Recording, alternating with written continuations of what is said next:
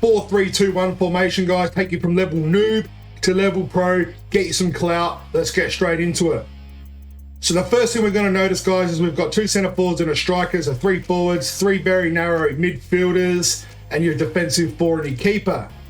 Jumping straight into the tactics, guys. So defensive style we would like to play here is press after possession loss. Our width, we're going to, take that up to a 70. Our depth, we're going to play deep 80. Offense. So in our offense, we want to play long ball and we want to do forward runs. Our width is 30. We have the wide width there anyway. And players in the box, we want to take that down to 5. Okay, guys, instructions. So we're going to start with our left center forward. We want them to drift wide, get in behind. If you do like what I'm putting down, guys, like the video, subscribe, hit the bell. It means the world to me. Our striker, guys, we want them to stay central and be a target man. Right center forward, guys, we want them to drift wide and get in behind. Our right midfielder, guys, we want them to have a balanced attack, but we want them to stick to position and cover the wing, so you don't need to change anything there. Same, guys, you don't need to actually change anything there. Your central midfielder, guys, we're going to have to play them a little bit more defensive, so we want them to stick to position but cover center, okay? So you need to change that to cover center, and we want them to have aggressive interceptions. Aggressive interceptions, cover center, the changes you need to make there to make them a central defensive midfielder. Your left back, guys, we want them to join the attack, but we don't want them to overlap, okay? We want them to stick to position. So join the attack is what you need to change there. Right back is the same. We want them to join the attack, and that is all you need to change there. Center back, sorry.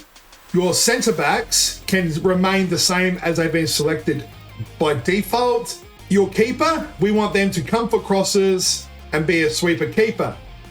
If we find we are chasing the game, guys, we need to go onto ultra attacking. This is how we're going to set up, okay? You to jump on to squad, push your left out to a left winger, right out to a right winger, central midfielder, push them a little bit wider, a touch higher. That allows you to go a little bit wider for your left midfield, touch higher. And then we're going to come down. We're going to go across to instructions. We're not going to change much, but we are going to put these guys, they're going to go obviously onto the join the attack they were on, and we're going to put them on overlap, okay, guys? Also want the midfielder that we had playing defensively, we want them to join the attack, so get forward. I'm going to put to your left winger, just make sure that we're set up the same way as we were before, okay? So we won't get them to stay forward because that's suicide. We'll get them to free roam. Forward, that's where we want them to be playing a false 9. Okay, so is that your center striker will go to a false 9. We'll move those positionals out, and it gives us a lot more opportunity to come forward, okay, guys? If we're chasing the game. Now, it's key with this setup, guys, the 4-3-2-1, that you don't push your left and right backs up too high because you don't have the coverage, okay? If you push them up right up forward, unless you're dominating the game, then it's at a different level, you will get countered attack wide by good players, and you will be open to that counter attack. Now, we also need to keep in mind, guys, with this setup, that we are very strong through the middle, so use that at all times.